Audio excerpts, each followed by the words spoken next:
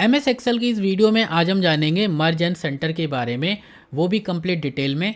साथ में मैंने एग्जांपल के साथ यूज़ करके भी देखेंगे। इनको यूज़ करने के लिए मैंने ऑलरेडी एक्सेल की शीट पे डेटा बना रखा है।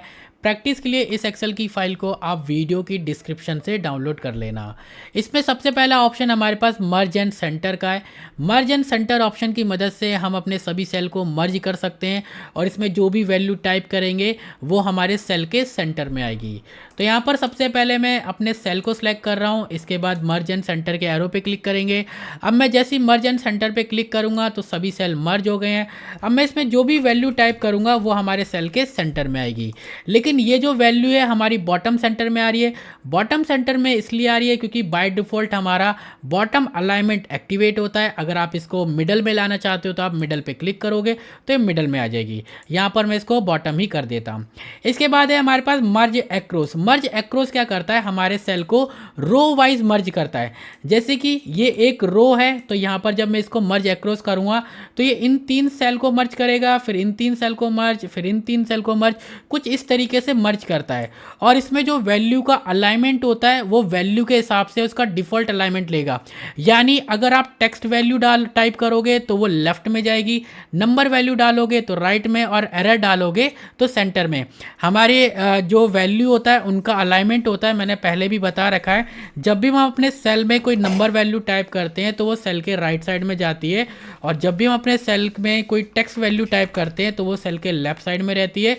और जब भी हमारे सेल में कोई एरर आता है तो वो हमारे सेल के सेंटर में आता है। जैसे कि यहाँ पर मैंने 2/0 करा तो यहाँ पर हैज़ डिप का एरर आएगा और ये सेंटर में आएगा।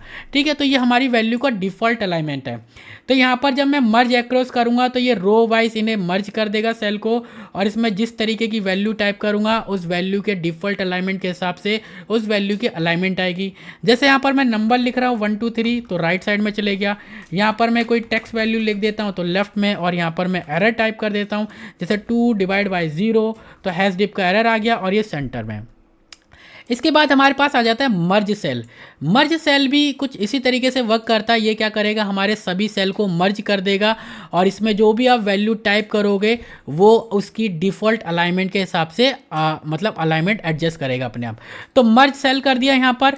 तो देखिए यहाँ पर मैं टाइप करता हूँ 1 2 3 तो देखिए ये लेफ़्ट साइड में, राइट साइड में चले गई। और यहाँ पर अगर मैं कोई टेक्स्ट वैल्यू टाइप कर देता हूँ, जैसे मैं एक्सेल लिख रहा हूँ तो ये लेफ़्ट साइड में, और अगर मैं यहाँ पर एरर टाइप कर दूंगा तो ये आ जाएगा हमारा सेंटर में। ठीक है, तो यहाँ पर अभी मैं एक काम करता हूँ, टेक्स्ट वैल्यू टाइप कर देता हूँ, कुछ मैं यहाँ पर लिख देता हूँ, टेक्स्ट ही लिख देते हैं। अब देखिए इन दोनों में डिफरेंस क्या है एक बार बता देता हूँ। इसमें क्या होता है कि आप जब हम मर्ज एंड सेंटर करते हैं तो वो वैल्यू चाहे टेक्स्ट हो चाहे वो नंबर वैल्यू हो, वो सभी सेल को मर्ज करके वो सेंटर में लेके आ जाता है। ठीक है, मर्ज एक्रोस में क्या करता है, सभी सेल को रो वाइज मर्ज करेगा और जो वैल्यू होगी उसके हिसाब से अलाइनमेंट सेट करता है। और मर्ज सेल में क्या करता है, सभी सेल को मर्ज करेगा लेकिन वैल्यू को सेंटर में नहीं लाता, उसके अलाइनमेंट के हिसाब से मर्ज करता है। तो इन तीनों में ये डिफरेंस है। ठीक है, इसके बाद यहाँ पर अनमर्ज का एक ऑप्शन है। अनमर्ज क्या करता है, जैसे कि हम यहाँ पर अपने सेल को मर्ज कर लेते हैं, यहाँ पर मर्ज एंड सेंटर कर लेते हैं। इसके बाद यहाँ पर आप अनमर्ज पे क्लिक करोगे तो हमारे जो भी सेल हमने मर्ज करें वो अनमर्ज हो जाएंगे। तो इस तरीके से हम इन ऑप्शन को यूज़ कर सकते हैं। अगर आपको इसमें कोई भी डाउट या कन्फ्यूज़न है तो आप मुझे कमेंट कर देना, मैं क्लियर कर दूंगा। मिलेंगे नेक्स्ट वीडियो में, जब तक के लिए bye bye, thank you and take care.